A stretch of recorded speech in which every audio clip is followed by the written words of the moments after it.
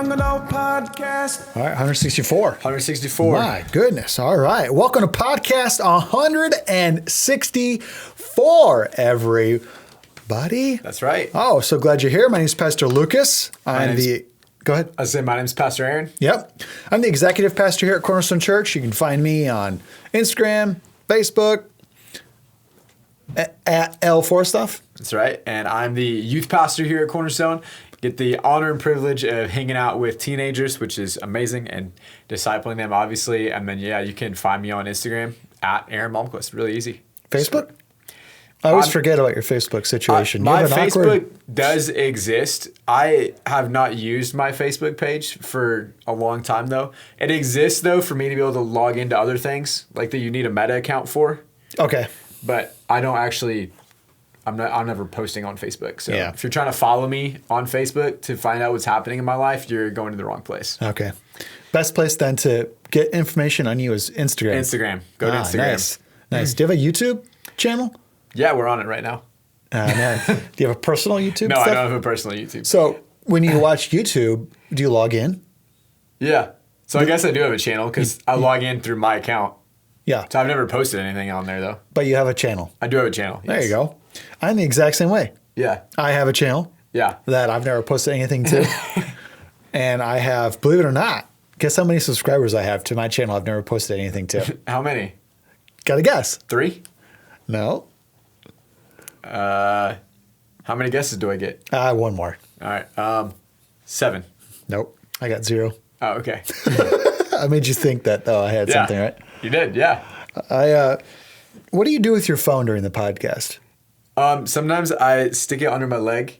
Sometimes I put it on the desk. Cause Is it me and you where for some reason when we sit down and record the podcast, my phone blows up? Oh, I literally just was getting a phone call.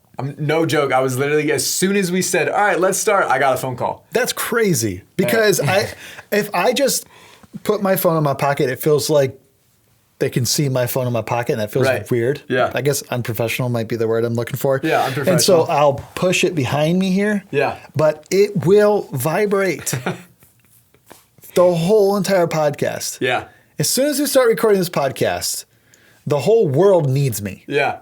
So who called you then? Lasco Ford. Is that your car or what is that? This is our church bus that's over there right now. The bus is at Lasco Ford again? Yeah, it went there. They didn't quite finish it, but they got it safe to drive to camp.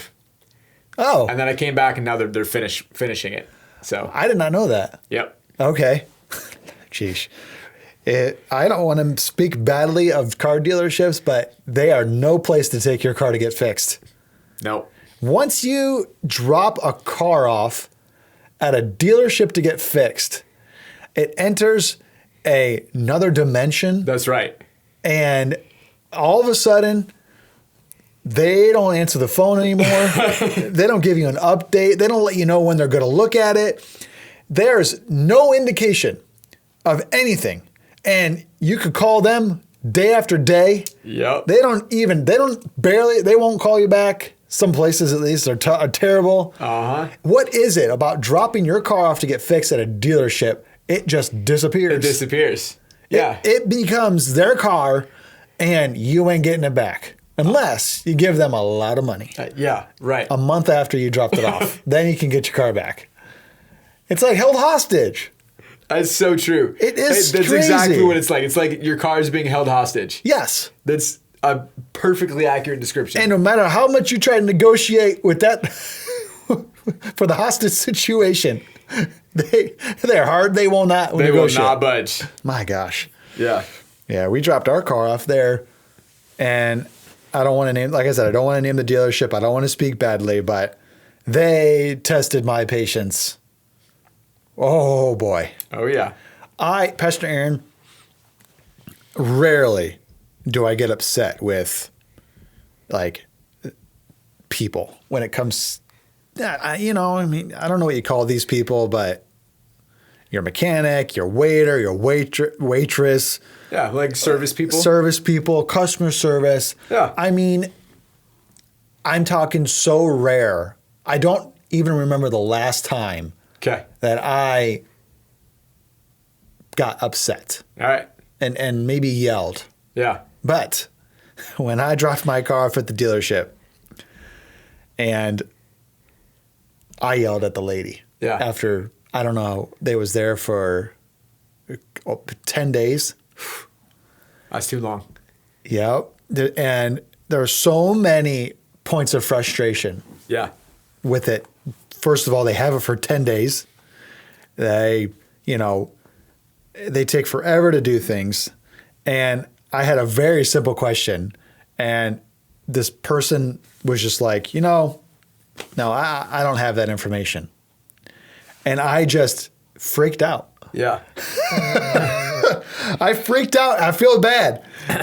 But I think it worked. Yeah. Because within like an hour, not only did everything change. Yeah. It turns out she did have the information and they gave me a discount. There you go. And why I don't want to have to always be like that though. We're like, you have to yell to get what you want. Yeah. But are these people just stealing from me at this point? They're just like weird. It's crazy. You know, the point of or the place that I feel like I get the most frustrated with service people is when their only job is to be the liaison between you and the person who's actually doing the job. Oh. You know what I'm saying? Yes. Like if I could just talk to the actual mechanic who's working on my car, I guarantee you he could give me the information that I need. And not only that, but really help you. Yeah. Like really help. Right. There's something about those mechanics. There's certain people you call when you just need job done. Yeah. Those are the mechanics. Yeah. Just get this job done. Yeah. But then they hire these in between people. Yeah. And they don't have a ounce of get it done spirit in them. And us don't. Nope. Oh, man. There you go. That's our cold open right there. Yeah, that's my, I guess, what they call it, soapbox. Yeah. There you go. We got to get up on our soapbox for a second. Oh, gosh. It's been a long summer. Speaking about getting up on a soapbox. Yeah. What a transition. Transition. We're professionals over here. We got a topic today. Yeah. That kind of actually has to do with getting up on your soapbox. I think so. And we want to talk about the idea of Christian celebrities and the way, the light in which, I guess, we should view them. Is that a good term? I'm not sure what term we want to use. I think we'll figure it out as we go. But more specifically, when it comes to Christian celebrities, we want to answer or talk about a few of these questions that we might not know all the answers to, which is, should there even be Christian celebrities? Right. Where do you draw the line when it comes to loving another Christian or idolizing another Christian? Also, like, what? Maybe here's another topic of discussion that I think we should even talk about is like, if you are a Christian celebrity out there, do you have a part to play in making sure people aren't idolizing you too much? Or are they part of the problem too? Right. Because they love the attention. Right. I think the older I get, my Christian celebrities are getting older. Yeah. That makes sense. They're getting older. So there's some Christian celebrities that for example, maybe my children really look up to. Yeah. And I think they're just like a bunch of nerds. All right. Yeah. I'm like, you like this person? This kid. This kid, really? Yeah. Oh man, I'm failing as a father, right? Yeah. You'll experience it one day, and then you know I'm older now, and my Christian celebrities are older, but as you age, you will inevitably have one of your Christian celebrities fall. Yeah. And it's very possible that you'll have a crisis of faith moment. Right. Now, that is a red flag. Yeah. Yeah, I really think it is. And I think This is why I think this is a red flag. Because if you personally have a crisis of faith because a Christian celebrity that you admired made a mistake, had some undisclosed sin they were dealing with, I don't know, whatever that is, and it rocks your faith, then my question would be, why was your faith rooted in that person and not in God? Yeah, what is it that attracts us to certain people and we begin to idolize them and put them on a pedestal, and they become kind of the way, the truth, and the life? Yeah. Like, and so we tend to idolize speakers, podcasters, preachers, pastors, worship leaders, singers, songwriters, YouTubers. Like, these are the people that we put up on a pedestal. We see that they wrote a beautiful song. Right. They stood up for truth when nobody else would at times. They're willing to fight the good fight of faith. Yeah. They're very successful. They're rich. They've got a beautiful spouse, or they have amazing children that you're like, oh man, they're doing it all. They're awesome. Or maybe even like, you can think of other Christians out there who are like so generous, so kind, so loving. You're just like, oh, if I could even be half of that, I would have arrived. Right. I don't know. But they become the way, they become the truth, they become the life. We hear of somebody, let's just give an example, like Mark Green, the man who owns Hobby Lobby. Yeah. It turns out that Hobby Lobby gives away 50% of all their earnings every single year. Yeah.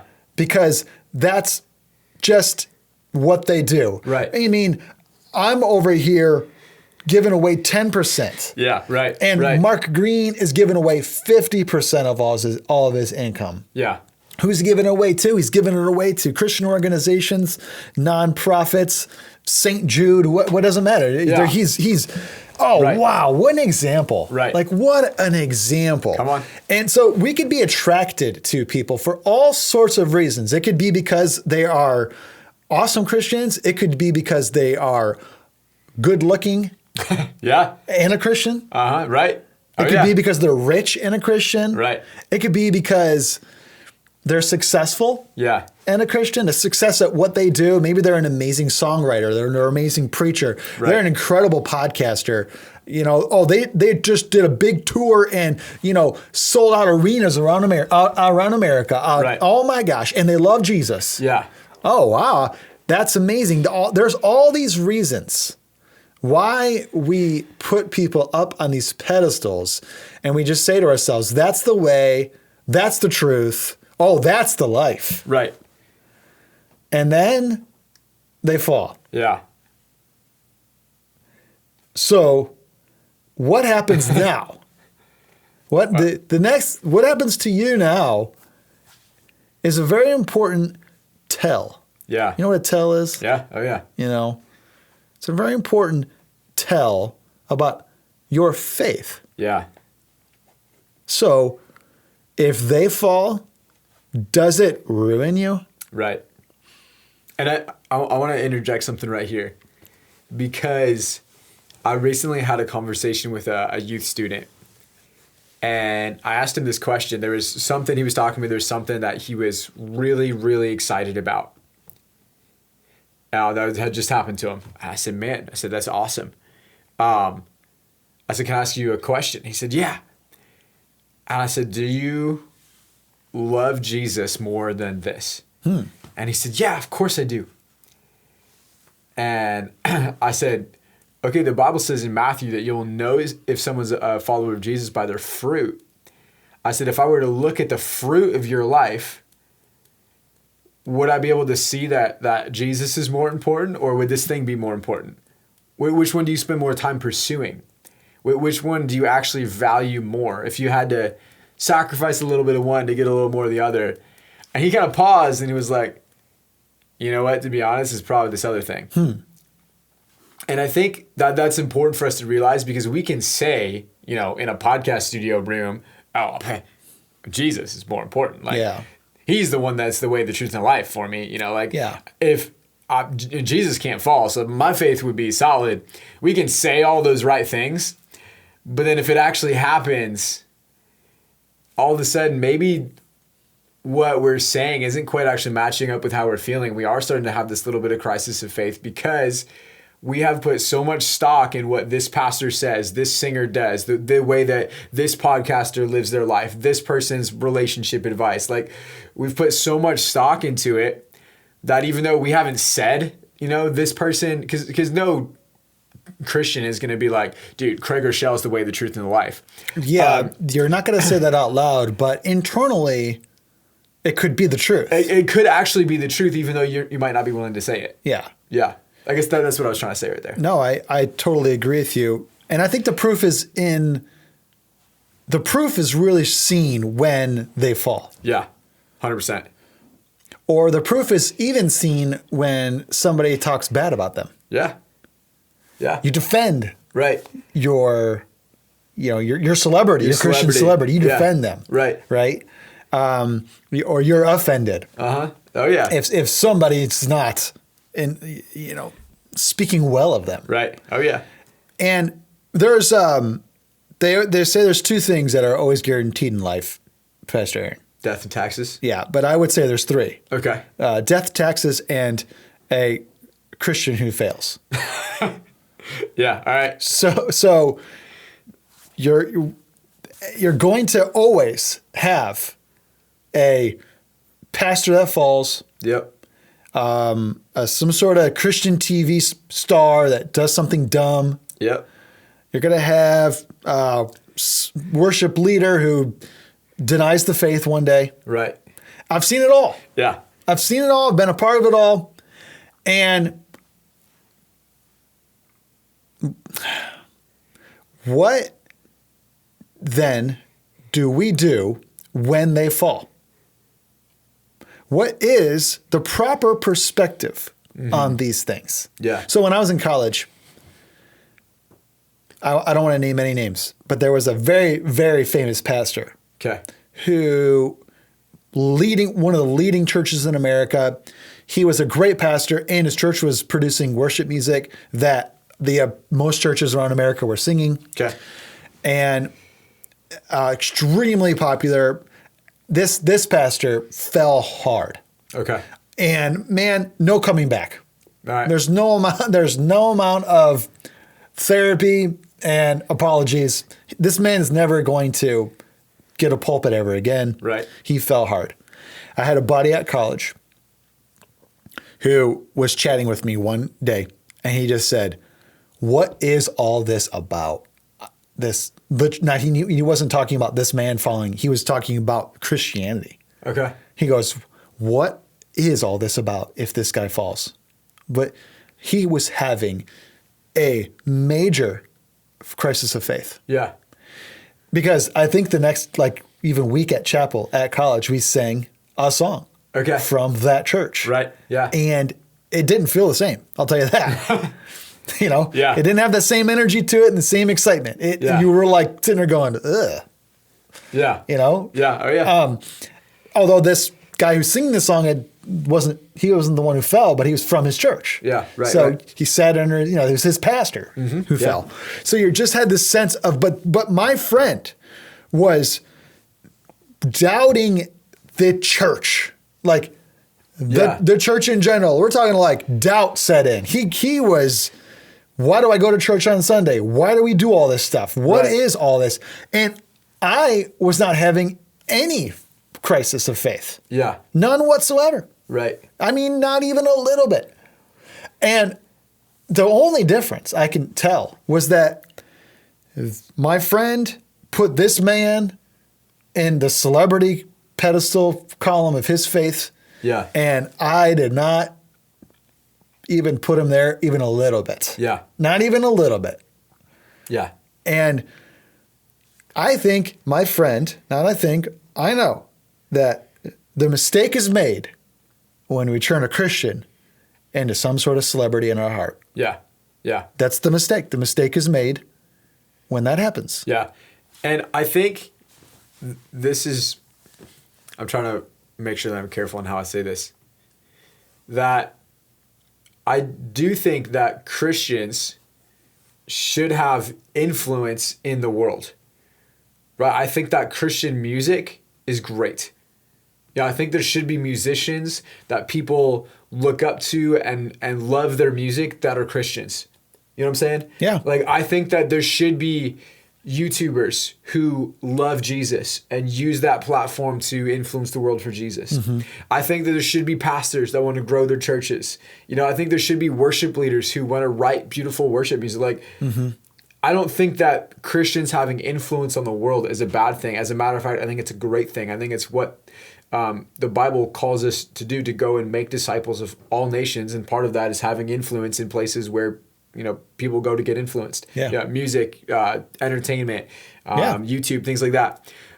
But there is a danger when we see those people and we do exactly what you were saying that friend of yours did. They said, this person is such a celebrity to me that my faith gets shaped by this person. Yeah. You know, I think there's a distinction between that, but I'm never gonna I don't want to ever let my faith get shaped by anything other than the Word of God, other than being pastored and shepherded in a local church. You know, we were having a conversation with one of our staff members here, Kayla, before we hopped on the podcast, and she said something that I thought was really good. That I think is kind of an indicator maybe that you're putting someone up on this Christian celebrity status. Was she said, if in your mind, if their word or their opinion about something matters more to you than your local pastor who knows you, cares about you as an individual person, who has given their life and dedicated their life to shepherding you and pastoring you, and you're gonna go over here and be like, you know what, I think though that this Christian celebrity, they said something really cool, and I think I'm going to give more weight to that than maybe this, you know, my local pastor. She said, I feel like you're putting them in a dangerous spot. Yeah. Because they've never met you. I'm not saying they don't care about you. I'm sure that a lot of those Christians, you know, that are genuinely trying to influence I'm sure that they would care about you, but they've never met you. They really don't have any authority over your life. You know, in Timothy, I think it's in 2 Timothy, maybe it's in 1 Timothy, Paul gives this long list of what an elder in the church is supposed to be like. Yeah. And someone who genuinely cares about the people that he's leading and shepherding. I think it's 1 Timothy 5. And that's not, you know, that great YouTuber that you love who tries to influence the world for Jesus. Maybe they shouldn't have that same authority as the local elder in your church who's pastoring you over your life, because maybe they don't quite meet that criteria. There is a surefire way, Pastor Aaron, to make sure that you are not turning another person into a Christian celebrity. Okay. And I'm listening. This is important. All right. I think this is the most important part of the podcast. All right. You got my attention. And I want to know what you think of this. Okay. Okay. I haven't said this to you yet. Nope. But before we hopped on the podcast, I was looking some things up. Okay. Getting prepared for this. Yeah. And I found this. We must understand this one thing. Okay. That our faith is not built with the external things of this world. Okay. We're talking church services. Yeah. Public prayer meetings. Right.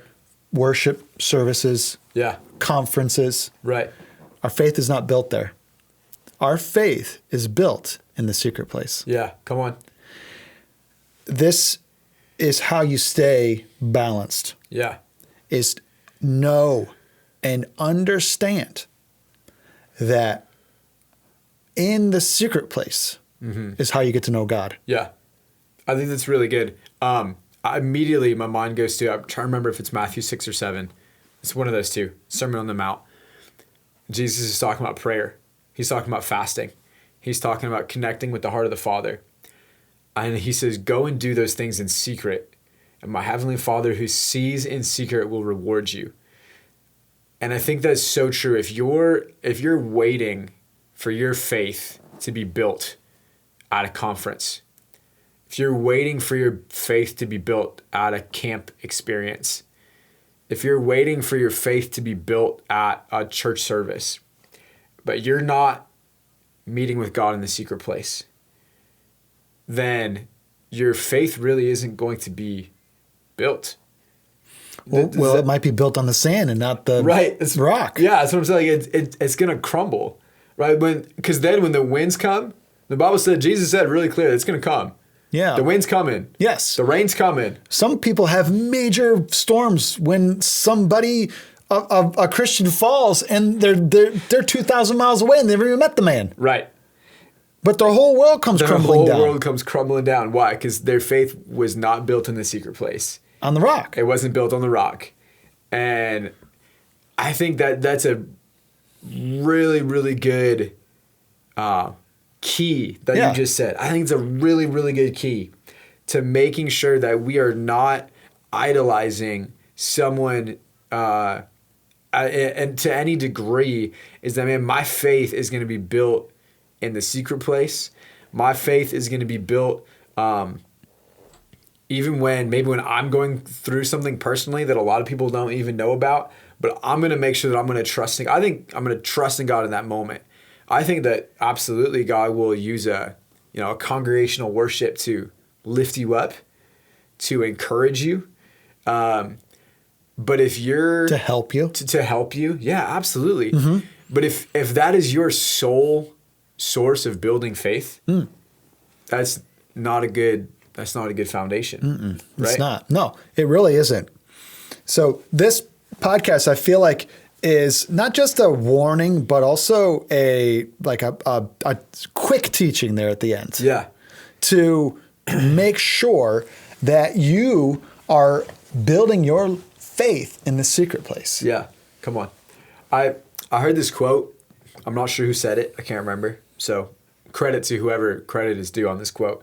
But they said the human heart is an idol-making factory. Yeah, I wonder who did originally say that. I've heard that too.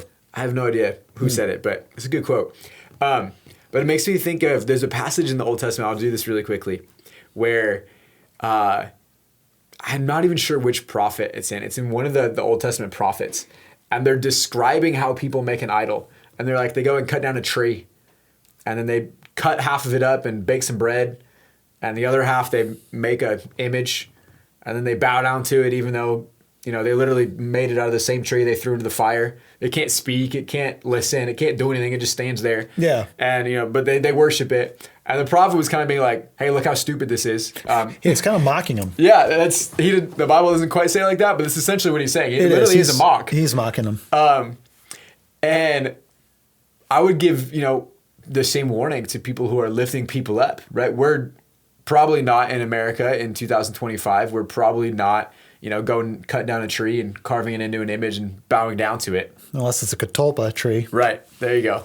Which might be the greatest tree. If you're Pastor Luke, you gotta make sure you don't put that tree on an idol. Try not to. But that person, that Christian celebrity, like, they can't save you.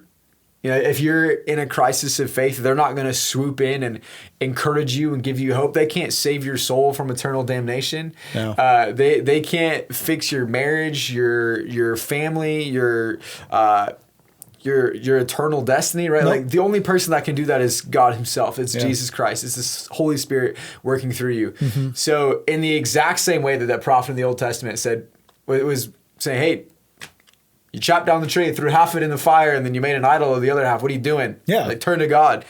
I think this same message applies to us today in 2021. Hey, this person's a flawed human being just like you. They cannot save your soul. They cannot empower you with the Holy Spirit power.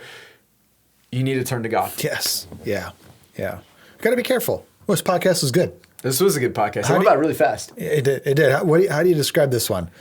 How do you describe this one? It was like a meat lover's pizza. Okay. Yeah.